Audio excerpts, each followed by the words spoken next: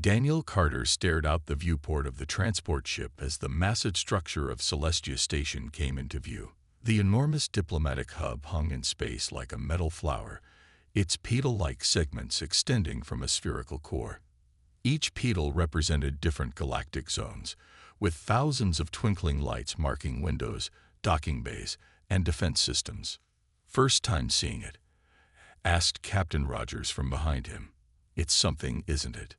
Daniel nodded without turning. "Yes, quite impressive." What the captain didn't know was that Daniel had seen the plans for Celestia Station years ago, when it was still a classified project. Back then, his interest had been purely tactical, identifying weaknesses, entry points, escape routes. Old habits died hard. "We dock in 20 minutes, Ambassador," the captain said before returning to his duties. Ambassador. The title still felt strange to Daniel. For 23 years, he had served humanity in shadows and silence. Now, at 48, his brown hair showing the first hints of gray, he was stepping into the light as Earth's official representative to the Galactic Council. Daniel turned from the viewport and checked his simple black suit in the reflection of a polished panel. No medals, no decorations, nothing to hint at his past. His face gave little away.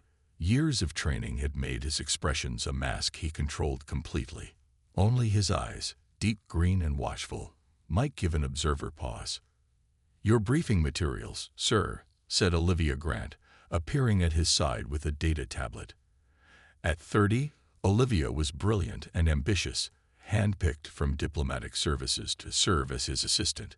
"I've highlighted the key representatives you'll meet today."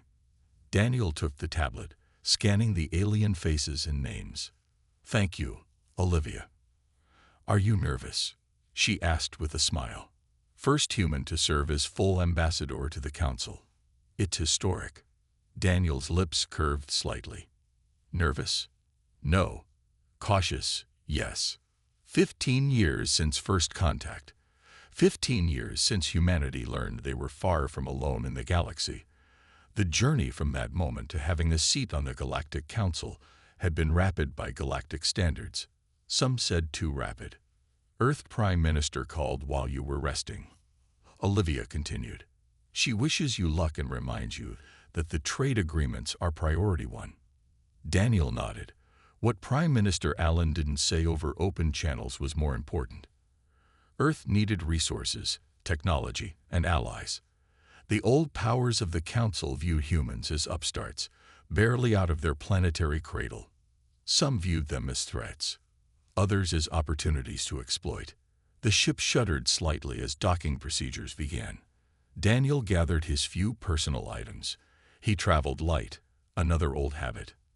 "Ambassador," Olivia said more formally, "the welcoming committee will include representatives from 7 species. The Zorgans and Krith have sent lower-level diplomats, which our analysts believe is a deliberate slight." "Let them play their games," Daniel replied. "We'll play ours." The true reason for his appointment remained known to only 5 people on Earth. Not his diplomatic skills, which were real but recently acquired.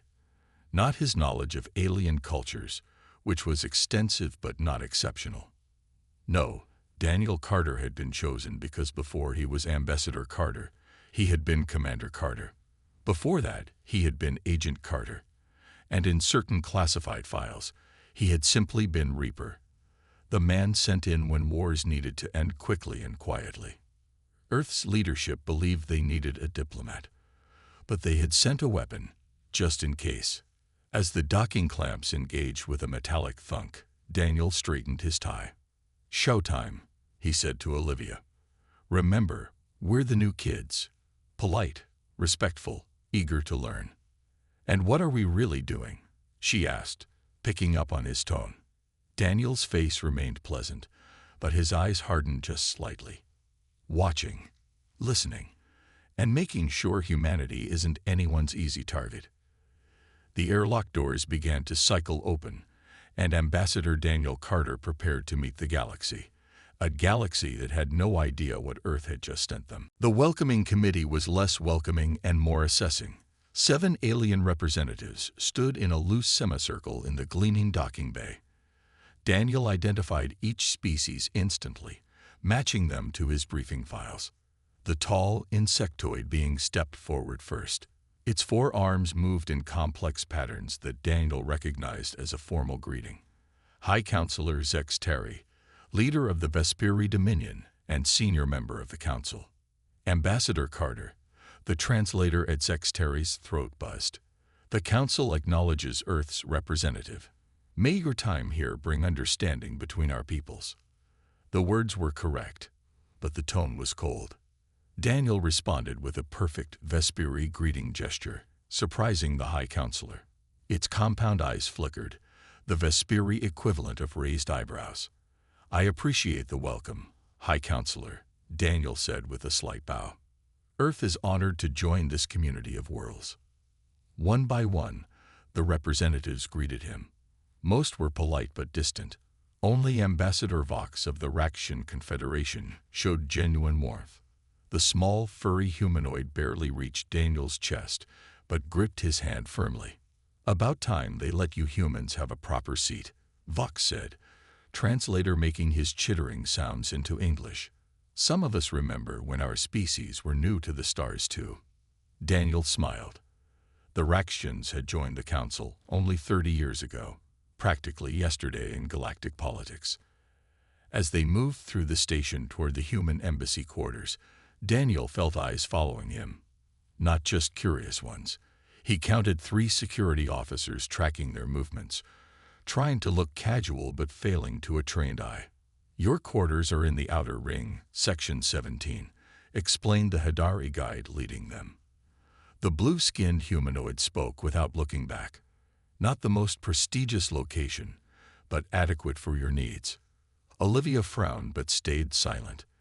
Daniel knew what she was thinking. Section 17 was far from the council chambers, tucked away where humans would be least visible. It will serve, Daniel said simply. The human embassy was small compared to others they passed.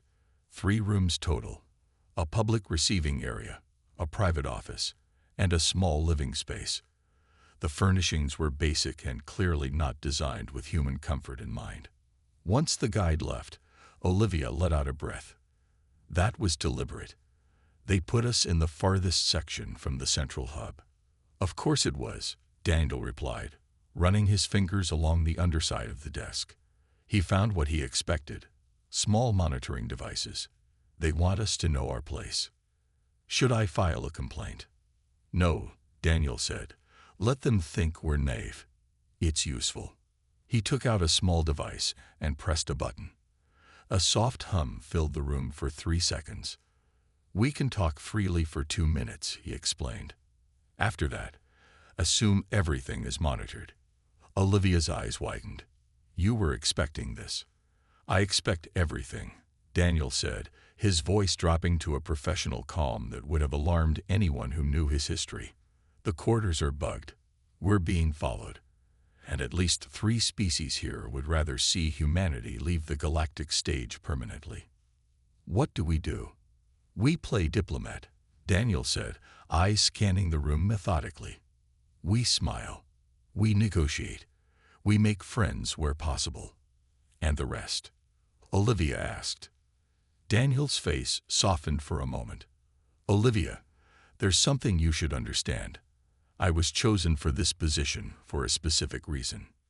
Before he could continue, the device beeped softly. We'll discuss it later, he said, voice returning to its public diplomat tone. For now, let's prepare for tomorrow's introductory session. As they unpacked, Ambassador Krill of the Zorgan Empire watched their quarters surveillance feed. The reptilian diplomat's scales rippled with contempt. So this is Earth's great hope, he said to his aide, a soft-skinned primate who bows and scrates. He knew the Vesperi greeting ritual, the aide noted. Krill dismissed this with a wave of his clawed hand. Basic homework, nothing to concern us. Continue as planned. The aide nodded and left to deliver messages to their allies on the council.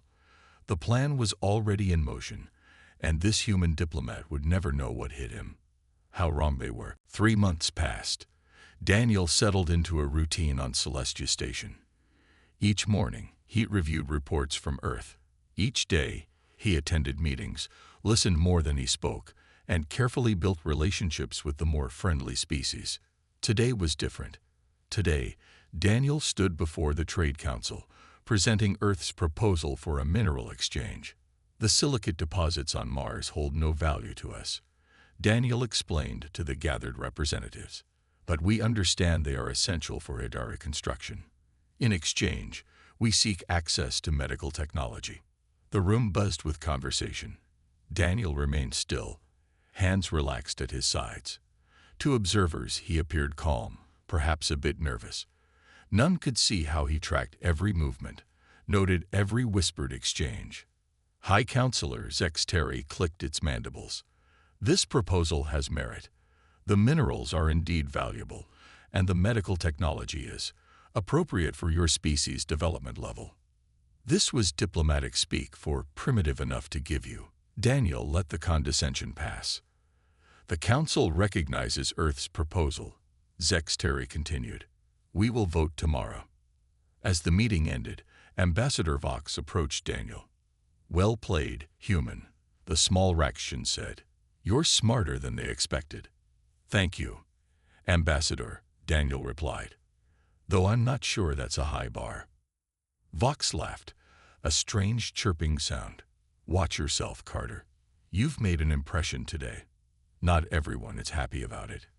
Daniel nodded, catching the warning in Vox's words. As he walked back to his quarters, he noticed his security detail had increased from 3 to 5. They tried to blend in, but Daniel had spent decades spotting surveillance. Olivia met him at the embassy door, face tight with worry. What is it? He asked once they were inside. Message from Earth, she said, handing him a secure tablet. Intelligence Division. Daniel scanned the report, face hardening. Earth's spies had intercepted communications between several Council species. The words human problem and permanent solution appeared repeatedly. Also, Lauren Blake from Station Security requested to meet you, Olivia added. Said it was important. Daniel knew Blake, a human security officer assigned to Celestia years before him. One of the few humans with high-level clearance on the station. Arrange it, he said, unofficially. That night, Daniel couldn't sleep. Something felt wrong. He lay in bed, eyes closed but mind alert. The air tasted different, thinner. His eyes snapped open. The air was thinner. Daniel rolled from bed in one fluid motion, grabbing the emergency breather mask from his nightstand. The life support system had been tampered with. The oxygen levels were dropping steadily. He moved to Olivia's door, knocking firmly. Oxygen levels dropping. Emergency mask on. Daniel heard her startled movement, then the sound of the mask being applied. He returned to his room, examining the environmental controls. They had been locked down remotely. Someone wanted them dead, or at least wanted to scare them. He pulled a small device from his hidden kit and connected it to the controls. Within seconds, he had bypassed the lockout. Air began flowing again. As Daniel stood watching the oxygen level readings rise, his communication panel chimed. Lauren Blake's face appeared on the screen. Ambassador, she said, voice low and urgent. There's been a security breach in your section. Are you all right? We're fine, Daniel replied, though someone seems unhappy with our breathing habits. Lauren's face showed no surprise. I need to see you immediately. There's more happening here than a simple malfunction. Daniel nodded. Station Cafe, 30 minutes. Come alone. After ending the call, Daniel opened a hidden compartment in his closet. Inside lay items no diplomat should possess. Weapons, tactical gear, communication devices not registered with station security. For 3 months, he had been the perfect diplomat. Now, it seemed, the Reaper might need to make an appearance. In his office, Ambassador Krill reviewed the failed attempt with cold anger. The life support malfunction should have at least hospitalized him, he hissed. These humans are more resilient than we thought. His aide shifted nervously. What next, Ambassador? Krill's reptilian eyes narrowed. We escalate. Contact our asset in station security. The station cafe operated at all hours to accommodate the different sleep cycles of various species. At this late hour, it was nearly empty.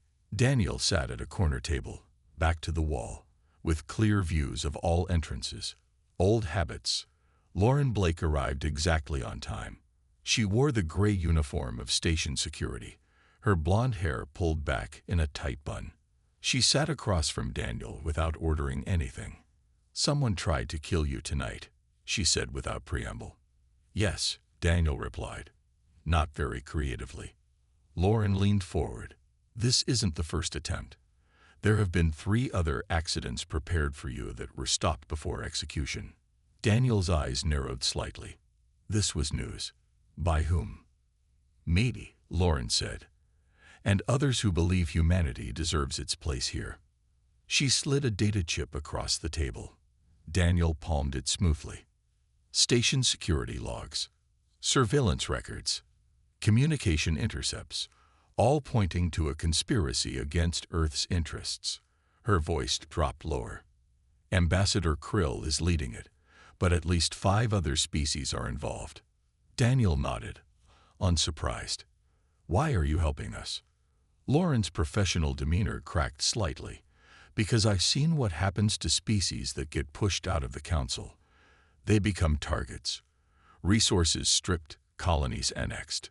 She paused. I like Earth. I'd like it to stay independent. What's their next move? Daniel asked. Unknown, but they're bringing in outside help. Weapons are being smuggled onto the station. Lauren stood. Watch your assistant. They might target her to get to you.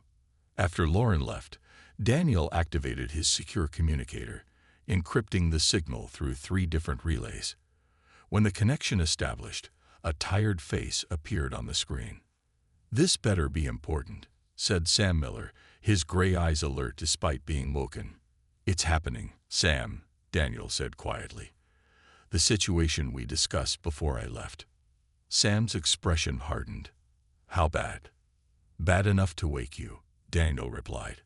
I need a package, and I need ears inside Earth government. Someone there may be compromised. Sam nodded. Give me 3 days. The usual authentication. The connection ended. Daniel sat back, thinking. Sam had been with him on the worst missions, back when the Reaper name meant something. If anyone could get him what he needed, it was Sam. Daniel returned to the embassy, finding Olivia still awake and working. You should rest, he said. She looked up from her tablet. After someone tried to kill us, I'm reviewing all council members' voting patterns, looking for connections. Daniel smiled slightly. Find anything? Yes, Olivia said, showing him the screen. 6 species vote as a block on all human-related matters, always negative. And look who leads them. Daniel nodded. Ambassador Krill's name topped the list. There's something else, Olivia continued. I found this in a deep archive search. She pulled up an old report. 15 years ago, when humans first made contact, the Zorgan Empire lost a bid to claim our solar system as unoccupied territory by a single council vote. So this is revenge, Daniel mused, and resource acquisition. A soft beep from Daniel's security sensors interrupted them. Someone was approaching their quarters. Into the safe room, Daniel said quickly. Now. Olivia hesitated. What about you? I'll be fine, he assured her. Go. As soon as Olivia was secure, Daniel dimmed the lights and positioned himself beside the door. The footsteps stopped outside. The lock began to cycle. Daniel waited, perfectly still, controlling his breathing. The door slid open. Ambassador Vox stood in the doorway, bleeding from a wound in his side. Carter, he gasped. They know you're onto them. Took me as I left my quarters. I escaped, but he stumbled forward. Daniel caught the small alien, easing him onto a chair. They're moving tonight, Vox continued, voice weak. Emergency council session called. Your trade proposal. They're using it as evidence, claiming Earth is seeking restricted technology. Daniel quickly treated Vox's wound. Why help me? Vox winced. Because before they came for you, they came for us. The Rakshan Confederation lost 3 colony worlds to the Zorgans last cycle. Rest, Daniel said. I need to move quickly. As he prepared, Daniel knew the diplomatic phase of his mission was over. From now on, the Reaper would be doing the talking. Daniel moved quickly through the dimly lit corridors of Celestia Station. The emergency council session would begin in 20 minutes. Olivia had stayed behind to tend to Vox's wounds while Daniel headed for the council chambers. His mind calculated routes, threats, and options with cold precision. The main corridors were surprisingly empty. Daniel sensed the trap immediately. They wanted him isolated. Ambassador Carter. A voice called from behind him. Daniel turned slowly. 4 security officers approached, led by a tall Hidari he didn't recognize. You're requested to surrender your communication devices before entering the council chambers, the Hidari said, his hand resting on his weapon. Security protocols. Daniel smiled politely. Of course. He reached slowly into his pocket, watching as the guards tensed. He removed his official communicator and handed it over. They didn't know about his 3 backup devices hidden on his person. This way, please, the Hidari said, gesturing toward a side corridor, not the route to the council chambers.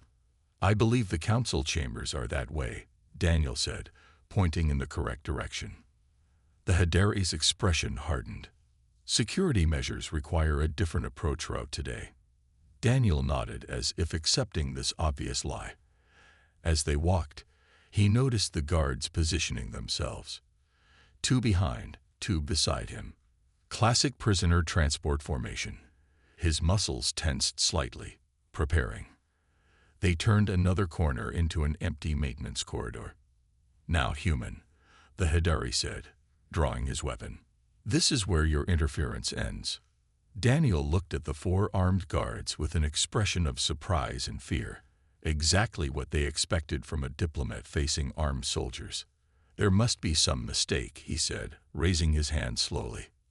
No mistake, the Hidari replied. Ambassador Krill sends his regards. Daniel sighed. I was hoping to avoid this. What happened next appeared as a blur to the guards. Daniel's right hand shot forward, striking the Hidari's throat with precision. As the leader gasped for air, Daniel was already moving. His elbow connected with the second guard's temple. His foot swept the legs from the third. The 4th guard managed to fire his weapon. The energy blast missed Daniel by millimeters as he twisted away, closing the distance in 2 steps. 3 precise strikes later, the guard collapsed. The entire fight lasted 7 seconds. Daniel straightened his tie, looking down at the unconscious guards. He hadn't killed them. That would create diplomatic complications, but they would remain unconscious long enough. He relieved them of their weapons and communication devices, then continued toward the council chambers at a quicker pace. When Daniel arrived, the emergency session was already underway. Ambassador Krill stood at the central podium, addressing the gathered representatives. The evidence is clear, Krill was saying, his reptilian features animated with false outrage. Earth has been attempting to acquire restricted technologies. Their diplomat has engaged in espionage. Daniel walked calmly into the chamber. All eyes turned to him. Ah, Ambassador Carter, Krill said, recovering quickly from his surprise. How convenient of you to join us for your own indictment. I believe I have the right to hear these charges properly, Daniel said, voice steady as he moved to the human delegation's podium. The charges are treason against the Galactic Council, Krill hissed. Your species has proven itself unworthy of membership. High Counselor Zex Terry raised a limb. Ambassador Krill has presented evidence that Earth has been seeking weapons technology under the guise of medical research. Daniel looked around the chamber, noting which representatives appeared surprised and which seemed prepared for this moment. He counted at least 12 who were part of the conspiracy. The evidence is fabricated, Daniel stated clearly.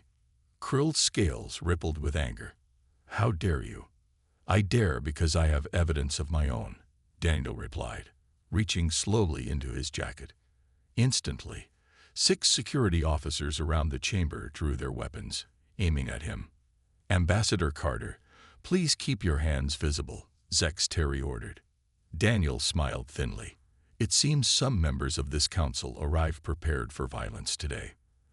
The chamber doors sealed with a loud hiss. Emergency lights activated along the floor. What is happening?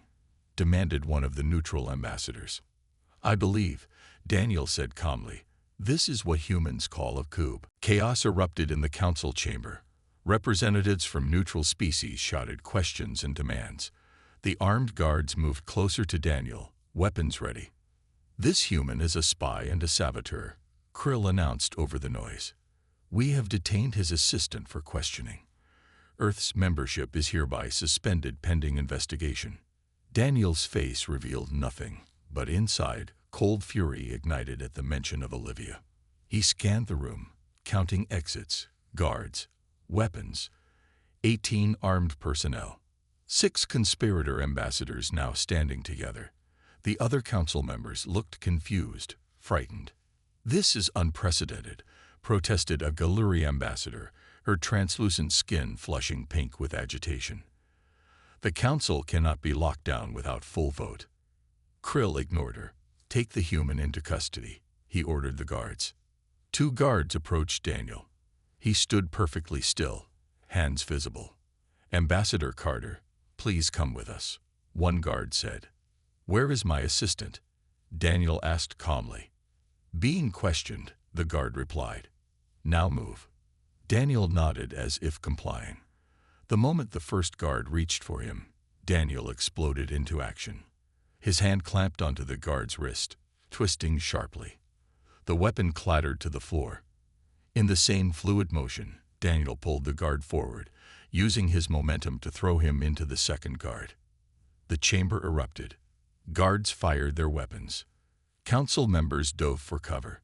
Daniel moved with impossible speed, rolling behind a podium as energy blasts scorched the wall behind him. Hold your fire, Zex Terry shouted. You'll hit the ambassadors. Daniel used the momentary pause to retrieve the fallen guard's weapon. He checked its settings with practiced hands. Non-lethal stun configuration. He adjusted it quickly. Ambassador Carter, Krill called out, surrender now and your assistant may survive this. Daniel's voice carried clearly across the chamber. You've made 2 mistakes today, Ambassador Krill. Oh, Krill's tone was mocking. Please enlighten us before you die. First, Daniel said, you assumed I came here unarmed. He removed a small device from his pocket and pressed a button. Throughout the chamber, the lights flickered and died. Emergency lighting cast the room in a dim red glow. Second, Daniel continued as guards shouted in confusion. You assumed I was just a diplomat. In the dim light, Daniel moved. To the council members watching, he seemed to vanish from behind the podium and materialize beside the nearest guard. The guard collapsed without a sound. Another guard fell before he could turn. A third guard managed to fire his weapon, the blast illuminating Daniel's face for a split second. His expression wasn't angry or frightened. It was focused, calculating. The face of a predator. What is he? Gasped an ambassador. Krill shouted into his communicator. All units to the council chamber. The human is resisting. Daniel worked methodically through the guards, disabling rather than killing. Each movement was precise, economical. This wasn't rage. This was professional violence applied with surgical control. High Counselor Zex Terry watched in stunned silence as half the security team fell in under 30 seconds. When Daniel turned toward the gathered conspirators, Zex Terry raised all 4 hands. Wait, we can discuss this reasonably. Where is my assistant? Daniel asked, voice deadly quiet as he approached. Before Zex Terry could answer, the chamber's main doors exploded inward, Through the smoke rushed a squad of elite Zorgan soldiers, their scaled bodies covered in combat armor. "Kill the human," Krill ordered. In the same moment, a side door opened. Lauren Blake entered, firing precisely at the Zorgan soldiers. Behind her came Olivia, her face bruised but determined. She held a weapon that looked too large for her hands. "Daniel," Olivia called. "This way." Daniel assessed the situation in an instant. Too many enemies, poorly positioned allies. The math was simple. "Cover me," he called to Lauren as he sprinted toward Olivia, dodging energy blasts with uncanny precision. As he reached them, Lauren threw something into the center of the chamber. A blinding flash filled the room, followed by choking smoke. "We need to move," Daniel said, taking the lead. "The station will be locked down within minutes." Lauren nodded grimly. "Your friend has arrived. He's waiting at docking bay 7. Sam's here." Daniel's eyebrows rose slightly. "That was fast." "He said to tell you," Lauren replied as they ran. "That death doesn't keep people waiting." Daniel led Olivia and Lauren through maintenance corridors few knew existed. Station alarms blared throughout Celestia. Red emergency lights cast long shadows as they moved. "How did you escape?" Daniel asked Olivia as they ran. "Lauren," Olivia said between breaths. "She was undercover in Krill's security team. When they grabbed me, she redirected me to a holding area she controlled." Daniel nodded to Lauren with newfound respect. "Good work." "Just doing my job," Lauren replied. "Though I think my cover is officially blown now." They reached a junction where 4 corridors met. Daniel held up his hand, signaling them to stop. He listened intently, then pointed left. "Docking bay 7 is through there, but they'll have it guarded," he said. "We need a distraction." As if on cue, a distant explosion shook the station. The lights flickered. "That would be Sam," Daniel said with a small smile. They moved quickly toward the docking bay. As they approached, they heard shouting and weapons fire. Daniel peered around the corner. 6 Zorgan soldiers were exchanging fire with someone inside the bay. "Wait here," Daniel told the women. He removed a small device from his pocket and slid it across the floor toward the Zorgans. The device emitted a high-pitched sound that made the reptilian soldiers clutch their heads in pain.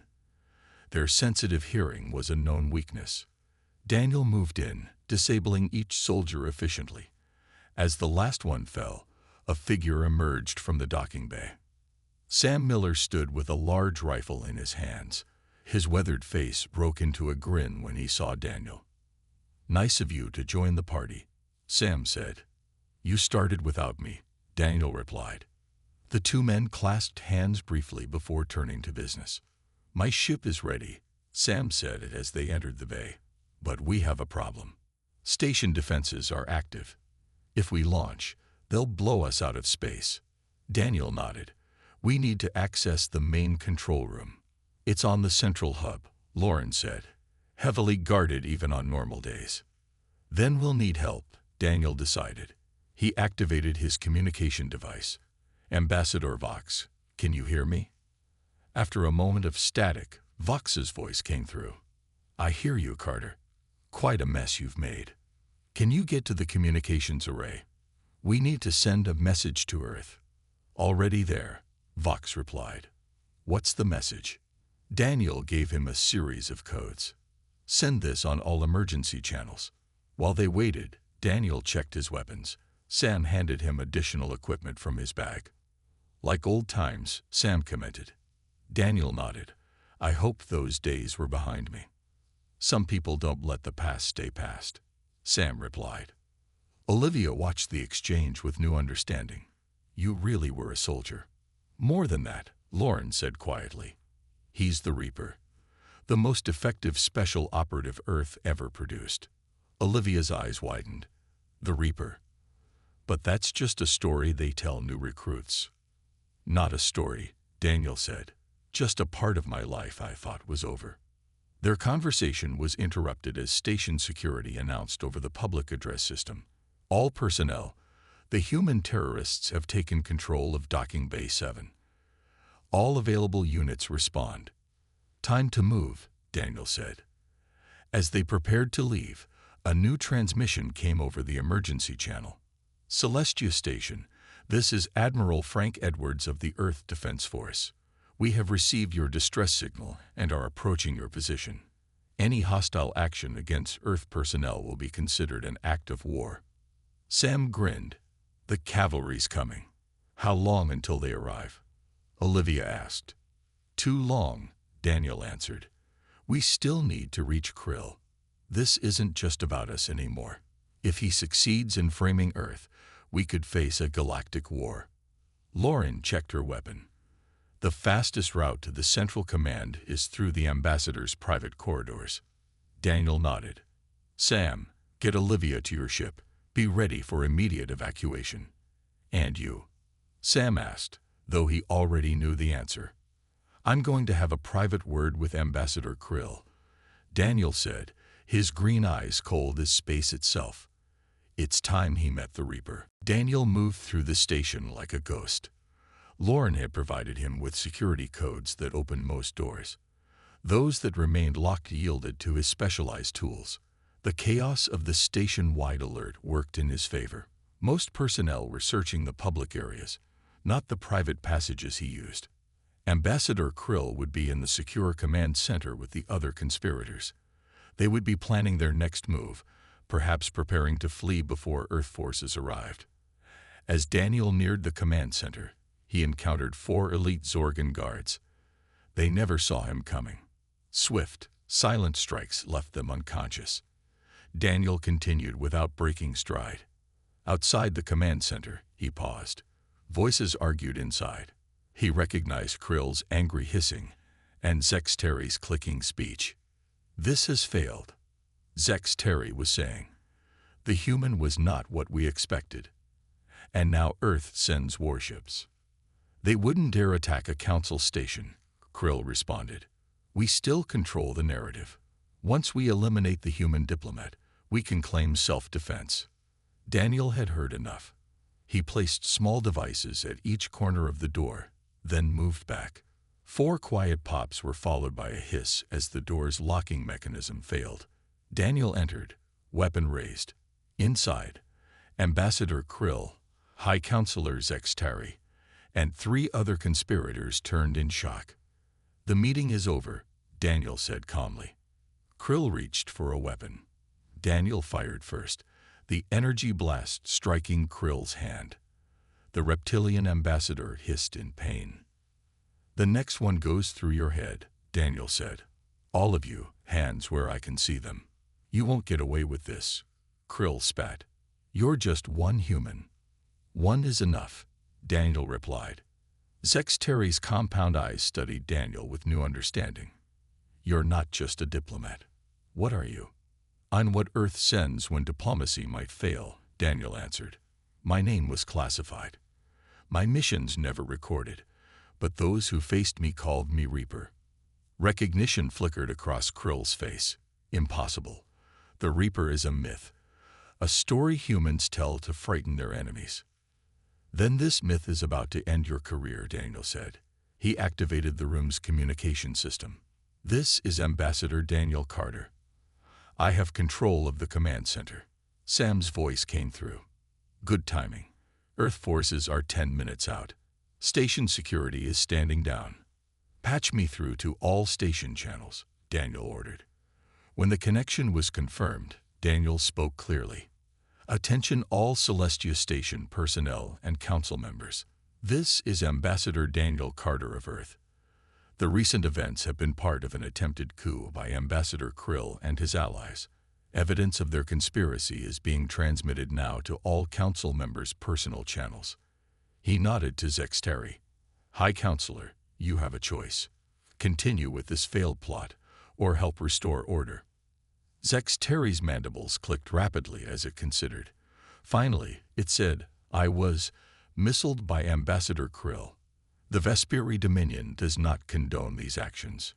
Krill's scales flushed with rage. Traitor. After all our planning. Your planning has failed, Daniel said simply. He kept his weapon trained on Krill as he moved to the console. All security lockdowns are now lifted. Earth forces will arrive shortly to assist with peacekeeping. As order was restored throughout the station, Daniel kept the conspirators secured. When Admiral Edwards and his security team arrived, the handover was smooth and professional. Later, as the emergency council session reconvened under neutral leadership, Daniel stood at the human podium once more. His suit was torn, his face bruised, but his voice remained steady. Earth remains committed to peaceful cooperation, he told the assembled representatives. But understand this clearly. We will defend ourselves. He looked directly at the remaining council members. You attacked a human diplomat, not knowing what he was. That was a mistake. I suggest it not be repeated. In the days that followed, as the conspiracy unraveled and new agreements were formed, a phrase spread throughout the Galactic Council. Beware the humans. They send diplomats who come with peace offerings in one hand and death in the other. Daniel heard these whispers as he walked the corridors. He didn't correct them. Fear would keep the peace where diplomacy had failed. But in quiet moments, he hoped his next diplomatic meeting would involve only words. The Reaper, after all, preferred to stay retired.